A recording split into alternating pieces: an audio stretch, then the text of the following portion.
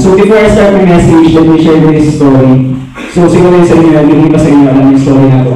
So this is the story of a Chinese farmer sa kayong anak ng lalaki. So itong Chinese farmer na to, sa kayong anak ng lalaki, meron silang alaga ng isang kabayo. Tapos itong nag-iisang alaga ng kabayo, one day, biglang nawala. So itong mga kapitbahay, dahil mga chismoso, sabi mo sa kapitbahay sa kanya, ang nanas mo naman, isa na nga lang yung kabayo mo na wala pa. Sabi naman ng Chinese farmer, kasi itong Chinese farmer na to, Christian, hindi siya na-discourage kahit na nawala yung kabayo niya. Sabi niya doon sa kapitbahay niya, mabuti na mga masama, si Lord lang yung nakakaalam. Sabi niya.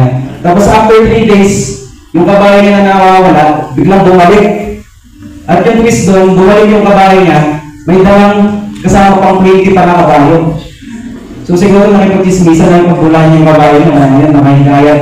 So kung ano man yung nangyari, basta bumalik yung kabayo niya na may 20 other horses pa. Tapos ito na naman yung chismoso yung kapitbahay, sabi ng kapitbahay niya, ang swerte mo, no? Sabi niya, isa lang yung kabayo yung dati na wala. Tapos pero after 3 days, bumalik, may kasama pang 20 na kabayo. Ang sagot ng Chinese na farmer, mabuti man o masama, si Lord lang yung nakakaalam. Yun yung sabi niya.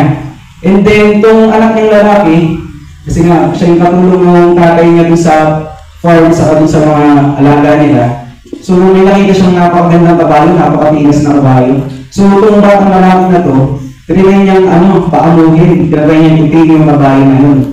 Kaso, kapag tinigay niyang itin, sinabi niya yung kabayo, kaso dahil nga well-doors yun, ang nangyari, nahulog siya dun sa horseback. So, nangyari doon, napalado yung anak niya lalaki. So, sa mga salita, parang naging lantang gulay. Itong balita, nakarating nga naman sa kapitbahay niya. Lumapit naman yung kapitbahay. Sabi niya, akala ko swerte ka kasi naging 21 yung babae mo. Pero yung pala, yung kapalit naman, naging baldado yung anak mo, sabi niya. Ano ba ang sagot ng Chinese farmer? Tingin niyo. Mabuti ng masama, si Lord lang yung nakakaalam. And then bigla, after 1 month, biglang nag-start yung World War II. Inatake ng Japanese forces yung China. At dahil doon, ginawa ng Chinese government, in-impose nila lahat ng mga healthy na lalaki, mga batang lalaki, should join the military para tumulong sa war. So dahil baldado yung anak niya kasama niya, hindi nakasama dun sa pag-recruit ng Chinese military. Pero yung anak ng chismoso yung kapitbahay, dahil malusog yung anak niya lalaki na isama sa gera. So ito malapit na naman, sabi niya dun sa Chinese na farmer, alam mo kahit na baldado yung anak mo, kahit nagtanggulay yung anak mo, at least kasama mo pa rin. Eh ako yung anak ko, nasa gera, hindi ko alam kung kailan babalik. Ang sabi ng Chinese farmer, buti naman masama. buti nga sa'yo, sabi niya. So sabi niya, buti naman masama, Diyos lang nakakaalam. So what can we learn from this story? So, since nga about faith yung pag-uusapan natin, so, yung story na to, pinapakita niya na limited yung vision natin as humans, limitado tayo. And the only thing that we can do is to live by faith and to trust God sa ano nangyayari sa buhay natin. Kaya yung title ng message natin ngayon is to live by faith and keep showing up. So, ano ba ibig sabihin ng keep showing up? Ibig sabihin niya to stay consistent and to stay committed sa faith natin. So ano man yung nangyayari, parang mga discouragement, failures and disappointments natin, we should always live by faith. And yung passage natin is from Hebrews chapter 11 verses 6 to 7. What is faith? According sa Bible. So sabi dito, sa Hebrews chapter 11 verse 1, now faith is the confidence in what we hope for and assurance about what we do not see. So ito yung confidence sa katras natin sa salita ng Diyos, sa pangako niya, at sa kung sino ba talaga siya at nakikinig niya. So, ang main idea natin for this message is persevere in faith, especially in difficult and uncertain moments. So, say it with me. Persevere in faith, especially in difficult and uncertain moments. So, hinati ko yung message natin ngayon sa 3 points. First point, walk by faith and not by sight. Second point, put your faith into action. And third point is be consistent in living out your faith. So ito yung mga 3 points na pwede natin matutunan sa faith in Noah. So let's start by our first main point, walk by faith and not by sight. So balikan natin yung sa passage natin kanina. Sabi sa Hebrews chapter 11 verse 6, "And without faith, it is impossible to please God. Because anyone who comes to Him must believe that He exists and that He rewards those who earnestly seek Him." So why is it impossible to please God without faith? Ang dami natin pwedeng gawin, and yet, ang sinasabi ng Bible, hindi natin mapiplease si Lord kapag wala tayong pananampalataya. Why? Yun yung kailangan natin sagutin. Because faith is the very foundation of our relationship with the Lord. Kaya nga diba sinasabi din sa Bible, lagi sinasabi, do not worry. Do not worry about what tomorrow will bring. And then hold your peace, be still, the Lord will fight for you. So sa madaling salita, si Lord ayaw niyang nag-worry tayo. Ayaw niyang nagda-doubt tayo. Yung pinaka-foundation ng relationship natin sa Kanya is yung faith natin sa Kanya, yung trust and confidence natin sa sinasabi natin na kung sino siya. Naalala niyo yung story ni Peter? Nung bumabagyo, naglalakad si Jesus sa dagat. Diba si Peter, nakapaglakad siya. Punta niya si Jesus. Problema nung humangin na ng malakas, nandun na, na-disturb na si Peter. Nag-start na siyang lumubog sa tubig. Bakit? Because nag-start siyang mag-doubt. So makikita natin dito na yung very foundation ng relationship natin kay Lord ay yung trust and confidence natin kay Lord. That's why it is impossible to please God without faith. Sino ang nakakalam sa story na to? Si Thomas, papangalan ko. So hindi ako yung isa sa mga disciples ni Jesus. So ito si Thomas, diba na after 3 days na buhay niya si Jesus, bumangon siya sa tomb. Sabi nung mga disciples niya kay Thomas, nakita namin si Christ, nabuhay siya muli, sabi.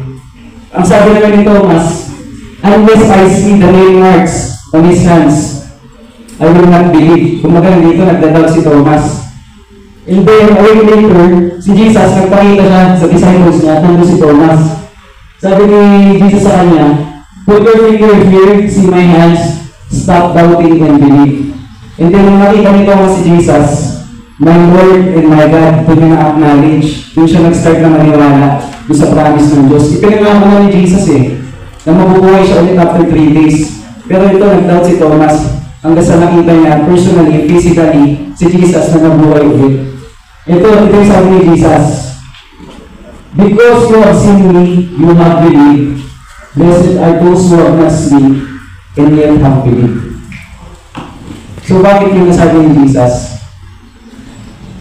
Kasi nga, katulad na sinasabi ko, sabi din sa Isaiah, sabi ni Lord doon, my ways are not your ways, my thoughts are not your thoughts.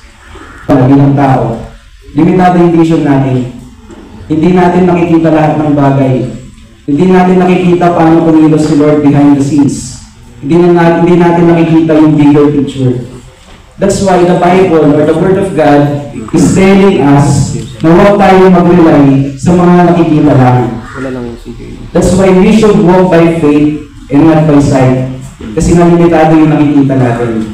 Magtiwala ka lang kay Lord. Yun yung sinasabi niya. So isuko sa Panginoon yung mga bagay na hindi naman natin kontrolado. So sa buhay ni Noah, paano natin makikita na si Noah pala is a very righteous man and that he walked by faith and not by sight. So nung time ni Noah, wala pang ulan nun. Never pa umulan yung time ni Noah. Pero kung sinabi sa kanya ng Diyos, sisirain ko yung mundo gamit ng isang malakas na ulan, gamit ng baha. And yet si Noah hindi niya pa nakita ano ba yung baha, ano yung ulan. And then third point, hindi niya rin alam paano, ano ba yung arko. Kasi binigyan siya ni Lord ng mga specific instructions. Dapat ito, yung sukat nito, 300 cubits, ito, ganyan. Ganito mo gagawin, pati yung mga materials na gagamitin. Kasi hindi nakikita ni Noah yung picture. Ang dami niya pang bagay na hindi nakita during that time, yung ulan, yung baha. And yet, anong sabi dito sa Genesis chapter 6:22? Noah did everything just as God commanded him. So despite having not seen or having not witnessed yet, ano ba yung ulan at baha? He obeyed the Lord. Ginawa niya kung ano yung inuutos sa kanya ng Diyos. Naniwala siya dun sa pangako ng Diyos. And hopefully sana ganun tayo. Na kahit na hindi natin nakikita yung bigger picture ng mga bagay-bagay, we'll still have that obedience, we'll still have that faith sa salita ng Diyos. Yung first point natin, na nag-uusap sa atin that we should walk by faith. and not by sight. And dito sabi sa Hebrews chapter 11 verse 7, by faith, Noah, when warned about things not yet seen, in holy fear built an ark to save his family. By his faith, he condemned the world and become heir of the righteousness that is in keeping with faith. So, ang hirap siguro nung time ni Noah na kasi nga sinabi dito, he condemned the world. Siguro yung mga tao sa paligid mo, kinurutsa siya, anong ulan, anong baha, wala yan, anong ginagawa mo? So, living by faith requires courage to live his life or to be rejected by other people. Kagaya ng ginawa ni Noah. Although hindi sinabi specifically sa Bible na pinipersecute si Noah or kinukutsa siya ng mga tao sa paligid niya, according to some Bible scholars, saka sa mga extra-biblical references, sinasuggest nila na si Noah, habang ginagawa niya yung ark, kinukutsa siya ng mga tao sa paligid niya. Kasi nga, walang evidence eh. But sabi dito, by faith, Noah went about things not yet seen, in holy fear he built the ark. So as Christians, siguro sasabihin nyo, diba, masyado kang old-fashioned, masyado kang traditional, masyado kang makaluma. Pero hindi nila alam na yung pinagagalingan ng pagsunod natin is galing sa salita ng Diyos. So once again, yung first point natin, Walk by faith and not by sight. Now, next point natin is put your faith into action. Hebrews chapter 11 verse 7, by faith, Noah, when warned about things not yet seen, in holy fear built an ark to save his family. So, basta lang ba naniwala si Noah? Basta lang ba siya naniwala sa sinabi ng Diyos? After na wala na ba siyang ginawa? Lord, naniniwala ako sa'yo, tapos after na wala na? Hindi, di ba? Ang sabi sa verse 7, he built an ark. Because of his belief and because of his faith sa Panginoong Diyos, mayroong kasamang action. Mayroong kasamang obedience. Kaya yung genuine faith natin sa Panginoon, hindi yan yung basta cognitive lang o sinasabi na nasa isip lang natin. It should compel us into action. It should compel us into obedience. Ang natin sabi sa James chapter 2 verses 14 to 17, sabi nito, what does it profit, my brethren, if someone says he has faith but does not have works? Can faith save it? Kung sila naman tayo ngayon, naniwala siya, yes Lord, naniniwala ako, sisirain mo yung mundo gamit ng baha. Pero wala siyang ginawang action. Hindi siya sumunod sa pinapagawa ng Diyos. Tingin niya naligtas yung family niya. Hindi, di ba? Yun yung sinasabi ng verse na to. If a brother or sister is naked and destitute of daily food, and one of you says to them, depart in peace, be warm and filled, but you do not give them the things which are needed for the body, what does it profit? Thus also faith by itself, if it does not have works, is dead. So as Christians, we profess our belief and faith in Jesus Christ. Pero syempre, dapat yung faith natin may kakaiba niya na action. Yes, we are saved by grace through faith. Pero yung pagkakaligtas natin, yung salvation natin, yung faith natin, it should manifest sa behavior natin, sa actions natin, sa pananalita natin, the way we think, kung paano tayo makaligbilyo sa ibang tao. So, hindi enough na sasabihin natin na meron tayong pananampalataya na naniniwala tayo. It should manifest saan? Sa works natin. So, katulad ko, personally, I believe that the Lord will bless me with wisdom. That's why I read His Word. I believe the Lord will give me a strong body, kaya ako nag-exercise. I believe that the Lord will help me pass my exams, kaya ako nag-aaral. So, ibig sabihin, yung genuine faith, dapat accompanied by obedience. Merong pagsunod. Hindi sapat na naniniwala ka lang. Yun ibig sabihin ng putting your faith into action. Pero hindi lang basta action, by action. Halimbawa nyo ang faith, Lord, the Lord is my healer. The Lord will heal me from diabetes. Pero ginagawa ko kain ka ng kain ng donut. Wala din, hindi ka gagawin sa diabetes mo. Kasi yung action mo is in contradiction sa faith mo. So your faith should compel you into obedience. Obedience, hindi lang action. Into the right action. Kaya dito sabi rin sa 1 Corinthians chapter 10 verse 31, so whether you eat or drink, or whatever you do it all for the glory of God. Sa lahat ng ginagawa natin, lahat ng aspect ng buhay natin. Kahit nasabihin ng iba, masyadong old-fashioned, masyadong religious, hindi. Take God seriously because He was serious about you when He died on the cross. In sabi sa Matthew chapter 7, verses 18 to 20, a good tree cannot bear bad fruit, and a bad tree cannot bear good fruit. Every tree that does not bear good fruit is cut down and thrown into the fire. Thus, by their fruit, you will recognize them. Kaya wala naman ang butong Christian yan sa fruit. Andiyan ba yung fruit ng Holy Spirit sa buhay niya? Meron ba yung love, joy, peace, kindness, goodness, long-suffering, perseverance? So you will know them by their fruit. Kaya na, kung tama yung pananampalataya natin, kung tama yung faith natin, meron obedience kagaya sa buhay ni Noah. Because he believed, he built the ark. Now you ask yourselves, tinanong niyo na ba si Lord, Lord, anong ark yung gusto mong ipagawa sa amin? Because oftentimes, hindi natin kinoconsider si Lord sa buhay natin. Kung minsan naalala lang natin siya kapag may problema tayo may kailangan. So this is my challenge. Ask the Lord, Lord, ano ba gusto mong ipagawa sa amin? And then shift your focus on that. Dito mas mag-invest ng oras ng panahon. So once again, ano yung main point natin? Basically, faith, especially in the important and certain moments. That's why we are compelled to walk by faith and not by sight. Yung second point, put your faith into action. And now we will proceed to our third point. Be consistent in living out your faith.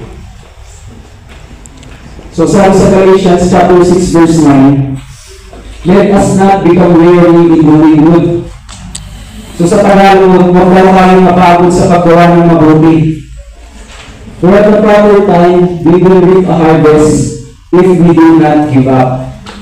So pinapangako dito sa verse na to, that we will reap a harvest, pero may condition, if we do not give up. So living by faith is not a one-time obedience. So living by faith requires consistency. It requires commitment. So tingnan natin si Noah, paano niya sinapamuhay yung consistency ng faith niya. So sa Genesis 5:32, after Noah was 500 years old, he became the father of Shem, Ham, and Japheth.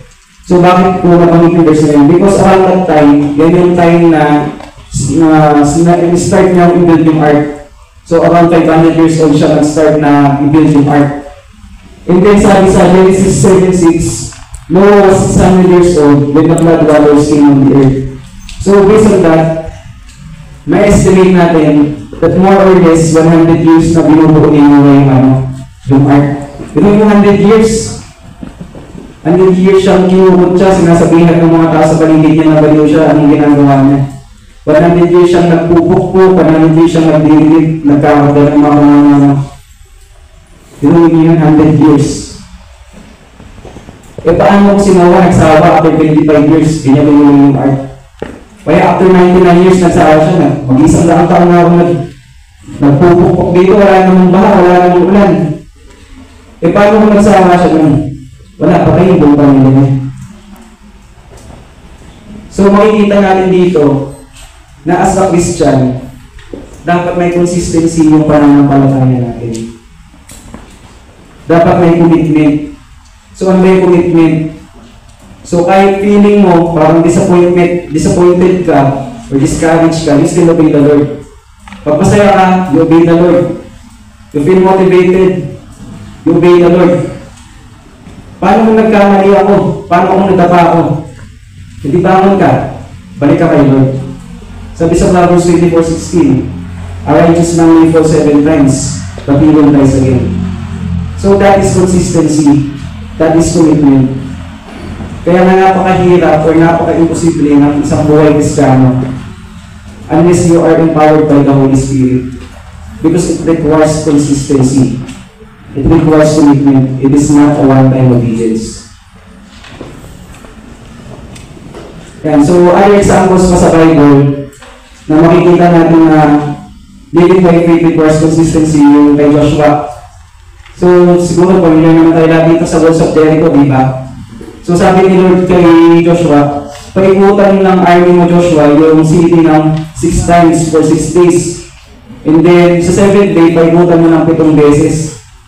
Eh, paano kung ika-4 na araw nagsawa na si Joshua? Wala naman nangyayari sa walls of Jericho, kahit size ng bitak o size ng mahulog yung wall, wala. Uli na tayo, bibigyan na. Paano kung gano'n yung nasa isip ni Joshua? Hindi pala, hindi nila nakuha yung promise na yun. So, it requires consistency. Then another example, si Naaman. Sino nakakilala kay Naaman? So, Naaman is a Syrian commander. So, kung si Naaman, meron kong leprosy, meron siyang ketong. So, ginawa niya, lumapit siya kay Prophet Elisha. Sabi niya, na pabantin siya. And then, ang inutos sa kanya ni Prophet Elisha, punta siya dun sa river, and then maglublob siya daw ng 7 beses. Eh, paano pa naman yun? 5 times, 6 times, walang nangyayari, kahit nang bawas naman dun sa ketong wala. Eh, paano kung hindi siya naglublob ng 7 beses at hindi natanggal yung ketong niya? So, these are just examples that living by faith requires consistency. Kaya ang sinasabi sa Galatians chapter 6 verse 9, do not be weary of doing good. Huwag tayong mapagod sa paggawa ng mabuti. So, living by faith is not a one-time obedience. So, kung ano sinasabi ko kanina. It is a commitment sustained by consistency. So, despite of and in spite of any circumstance or how you feel, kung consistent ka talaga sa pananampalataya mo, you will choose to obey the Lord. That's why consistency looks like nothing is happening until everything changes. So katulad mo sa walls of Jericho, nakailang ikot na sila parang walang nangyayari. Pero pagdating ng 7th araw, 7th ikot nila, boom! Laglag yung walls of Jericho. Yun yung pananampalataya natin. It requires consistency. So how can we apply yung mga pwede natin matutunan sa buhay ni Noah? So first point natin, walk by faith and not by sight, is first read God's word. So, paano natin mag-build yung confidence natin by Lord? At paano tayo magtitiwala sa pangako niya? How can we trust His promises kung hindi natin alam yung salita niya?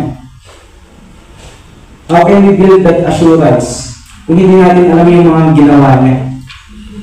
So in order to apply or in order for us to walk by faith and not by sight, we should read God's word.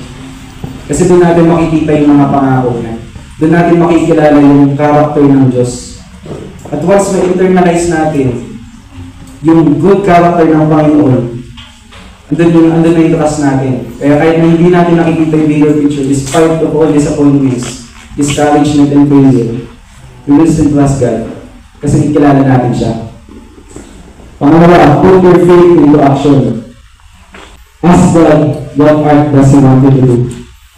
Tanong mo si Lord, ano bang gusto mong ipagawa sa akin? And then, yung doon lang sa mag-focus. Then, honor God in whatever you do. All aspect. Kaya sa lahat ng malilit na bagay. Third, be consistent in living out your faith. So, how can we do that? We have to be disciplined spiritually.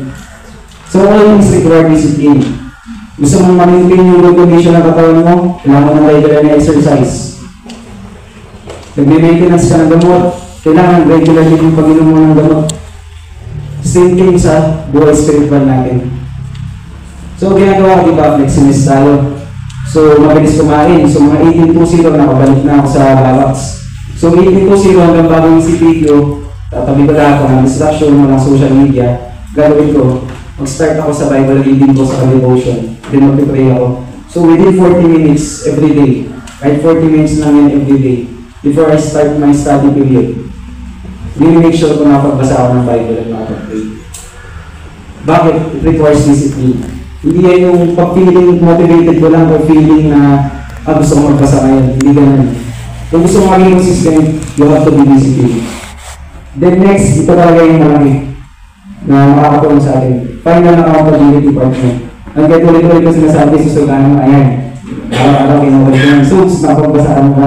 Yan. Kailangan ng accountability partner. Kailangan mo humanap ng tao na same mindset, same principle sa'yo. Kasi nga diba, two heads are better than one. So, ito yung mga practical na application na pwede natin i-apply sa Boses channel if we want to live by faith and to keep showing up. So, to end this message, I would like to share my testimony in high school. So, nung high school ako, doon na nag-start na medyo maging mahirap yung buhay namin financially sa marami kaming naging pagsubok. So, nung time na yun, hirap na hirap kami. So, ginawa ko nun, naging working student ako nun. So, may part-time job ako. So, nung time na yun, naputulan na kami ng kuryente, naputulan kami ng tubig, magkano lang rin yung sinasahod ko. Pero I remain faithful sa salita ng Diyos. So kahit magkano lang yung sinasahod ko nun, nagtatights ako. Kasi sabi ni Lord, you will provide eh. Malakay ka rin, sabi niya, test me in this. So I remain faithful, yung 10% talaga ang sahod ko. Tinatabi ko yan. And every Sunday yan, nag-church ako. Hindi yun talaga binibigay ko sa church. And at the same time, sabi ng Panginoon, hindi ba gusto niya yung generous na heart.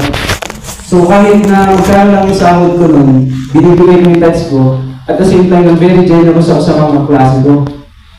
Kasi yung time din na yun yung lagi kami nag-group study ng mga kaibigan ko.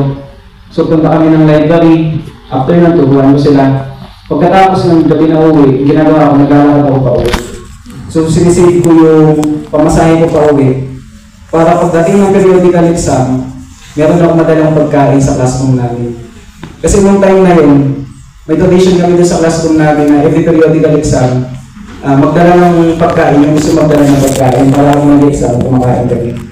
So nung time na yun, nakala ng classmates ko, mayaman ako kasi kada periodical exam, may dala akong pagkain.